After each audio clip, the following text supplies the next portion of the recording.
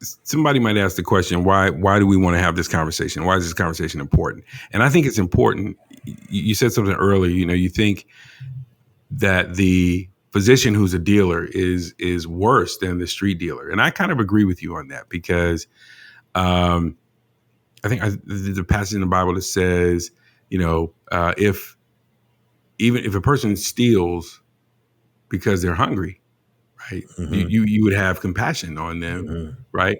Yeah. I think when you have I heard a story of a guy recently. Actually, I heard him tell his story, and he said when he got on the street, the reason he got into the drug game, he was released from, I think it was juvenile hall at 20 or 21, whatever it was. He got back on the street. He turned to the dope game because the community had shifted to that. The culture that he was in, that he knew as home, right? His surroundings. That's what they were in the dope game, right?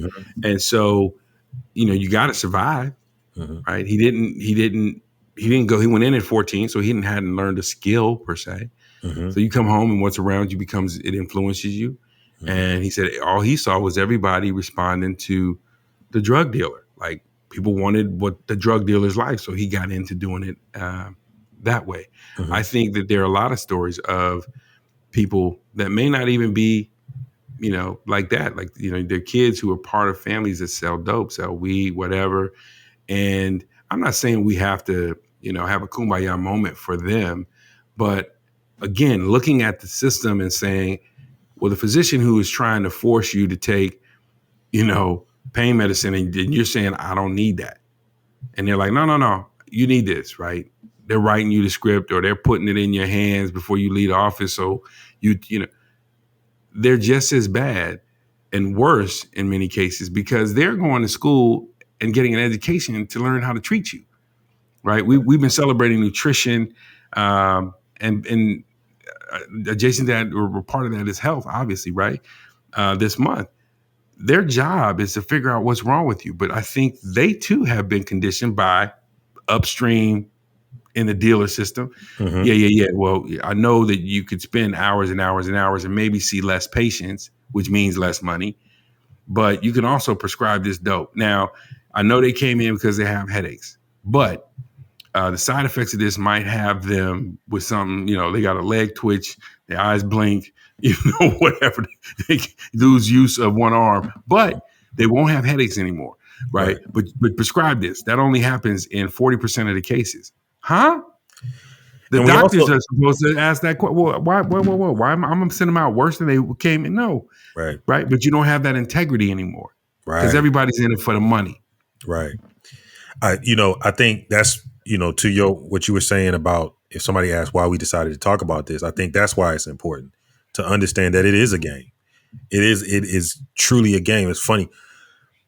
You were talking about the guy getting out and his community had turned into what it had turned into. So he followed. I can remember, and this was years ago, it was an old lady that she lived in this neighborhood. It was a rough neighborhood, but I knew her and, we were talking one day and she was telling me how, 40 years, she'd been there for 40 years and it used to be such a nice neighborhood and, the story. It used to be such a great neighborhood and it's just gone, it's just terrible. This was probably 15 years ago, maybe 20. So the neighborhood was ravaged by crack and all kind of illegal drugs and all kind of activity and stuff, right? So make a long story short, that neighborhood was like that for years. It was bad like that for years. I was back out there maybe 5 years later, right? After the last time I had that conversation with the elderly woman. They torn down all the houses, a lot of vacant houses and row houses and stuff like that. They had torn them all down, had nice new development up there.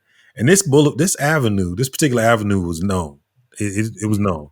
So they had built it back up. And I'm telling you, when I rode through there, I couldn't keep my mouth shut.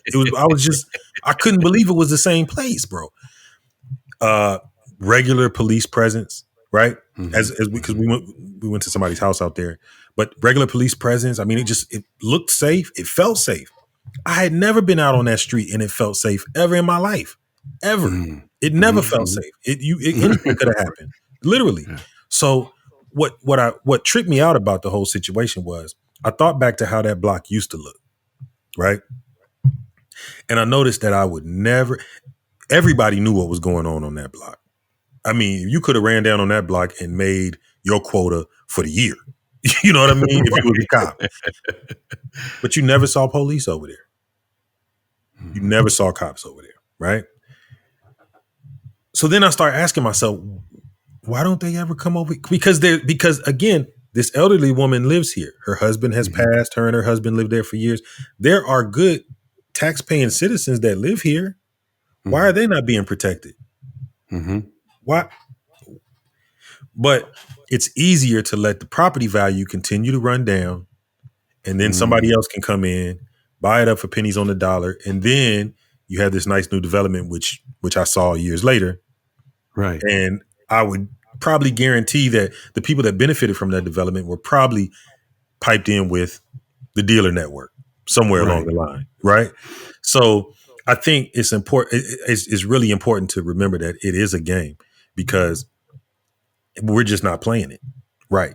Right.